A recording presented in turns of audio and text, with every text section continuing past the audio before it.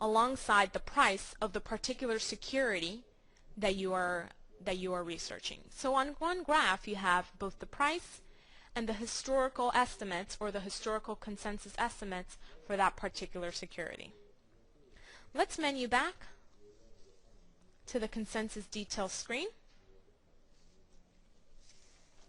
And to go into further detail into the area in the top left, the consensus rating at the top is based on the analyst recommendations that are compiled by Bloomberg reporters and researchers around the world.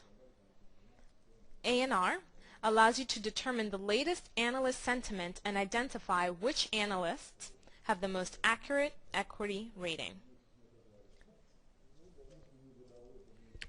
Another dynamic tool for analyst research is the function ANR Go. This is the home page for analyst recommendations. Here you will see a listing of the analyst recommendations, their price targets, price target time periods, and a consensus rating for a selected equity, which you'll see in the upper left corner. Here as well, similar to the consensus estimates, you'll also see a graph in the right-hand side to view historical recommendations. At the top, the consensus rating is based on analyst recommendations that are compiled by Bloomberg reporters and researchers around the world. This page allows you to determine the latest analyst sentiment and identify which analysts have the most accurate equity rating. Bloomberg assigns a numerical value from 1 to 5 for every recommendation, where 5 represents a buy. In this example, sentiment on Apple appears to be a buy. You'll see that there are more buys than holds and sells. This can also be seen in the consensus rating located right here in the top left. Now let's take a look at the analyst recommendations.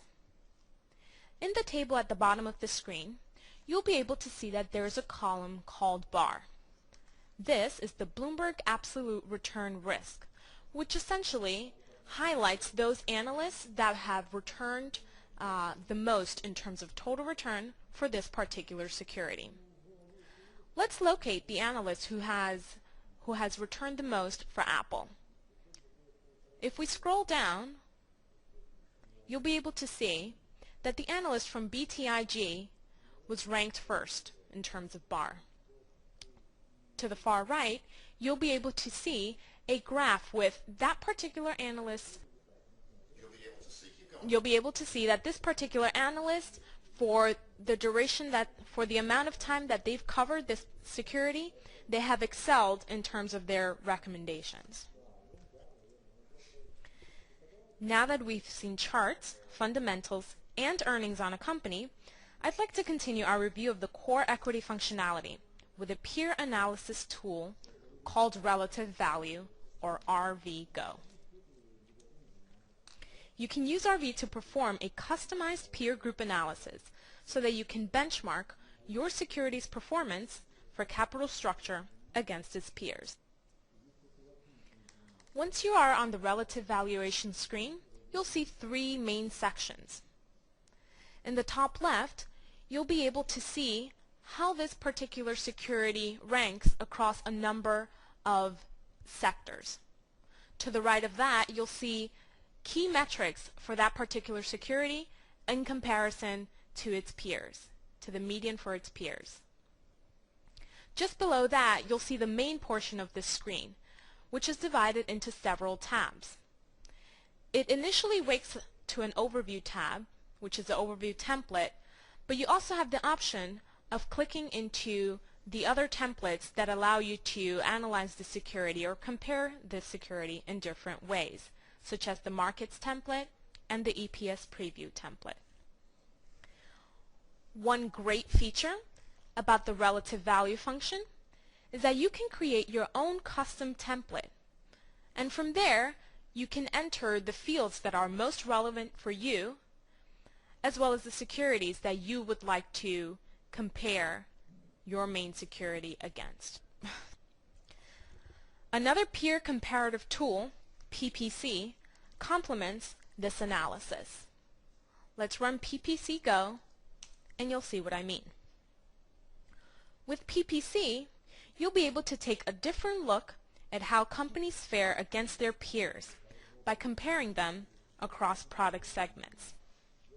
It allows you to perform an in-depth analysis of company revenue by introducing the sector classification that you see on the left-hand side and the hierarchy that allows you to compare, depending on which sector you select, the key measures on the sidebar. On this screen, you'll be able to select the classification for which you'd like to sort the security by. For example, BICS, GICS, or any of the ones listed below.